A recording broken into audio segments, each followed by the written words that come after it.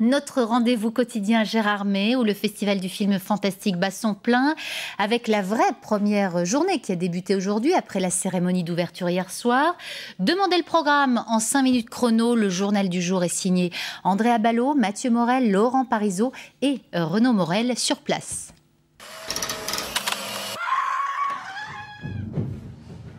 Ça y est Mathieu, c'est parti. Je vais encore avoir peur moi cette année. Hein. Ça va bien se passer, ça va aller. Reste là. Bonjour Gérard May, bonjour le festival. Là j'ai tout dit d'un coup. J'ai appris mon texte. Il en manque. Voilà. Denis, la droite s'il vous plaît. Merci. C'est bon? Voilà, ouais. Yeah. On va changer de prénom. C'est sympa ça.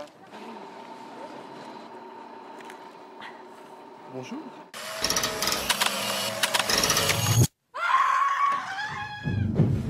Bonsoir Dario Argento. On vous sent très heureux d'être le président de cette 18e édition. Oui, très heureux. Très honoré aussi. C'est la 3e fois que moi je viens ici et j'aime beaucoup.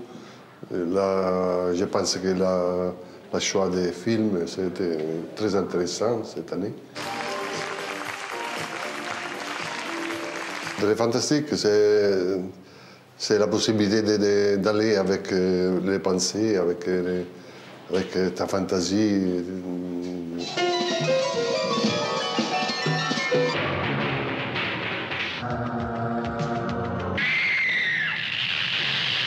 Est-ce que vous préférez faire peur en montrant vos films ou est-ce que vous préférez avoir peur en regardant les films des autres? Quand tu fais un film pour faire peur, tu es la première personne qui aura peur parce que tu l'as pensé, quand tu as pensé, tu as eu peur. Et c'est la même que tu reçois quand moi je vois les films de mes collègues de peur qui sont bien faites. Qu'est-ce que vous aimeriez aujourd'hui encore raconter dans le cinéma? Les choses que moi je raconte normalement, mes rêves, mes cauchemars, mes illusions.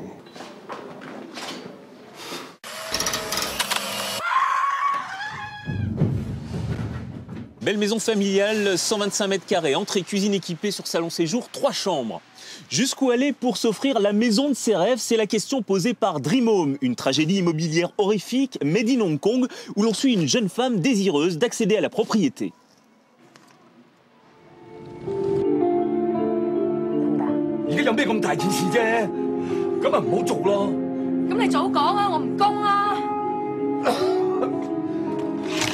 Cynique, inventif dans ses scènes gore à la limite du grand guignol, Dream Home joue la carte de la violence graphique pour mieux dénoncer celle d'un système spéculatif avec son lot de victimes collatérales surendettées et expulsées.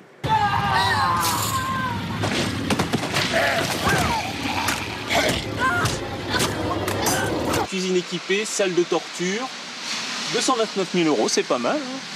Principale faille de Dream Home, l'utilisation de flashbacks trop systématiques qui handicapent la narration d'un film au rythme pourtant soutenu.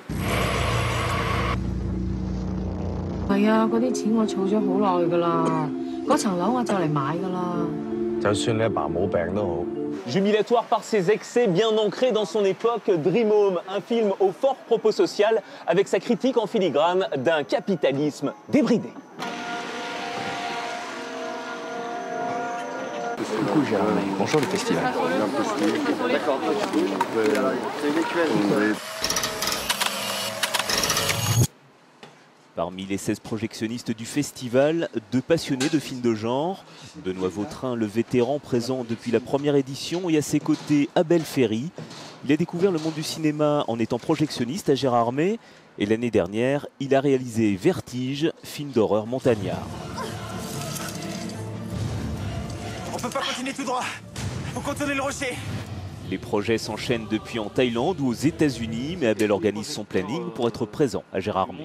C'est une espèce de soupape entre les tournages de longs métrages, de pubs. C'est une vraie soupape de venir ici pour connaître les tendances qui se passent dans le cinéma de genre. Et aussi, voilà, c'est quelque chose de très ludique, finalement. Voilà, ça change du travail de metteur en scène. Abel a 2 projets de films en cours en France et aux États-Unis avec l'espoir de les voir projetés à Gérard May.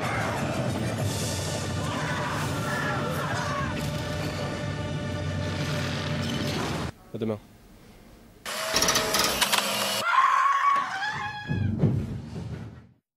Fin de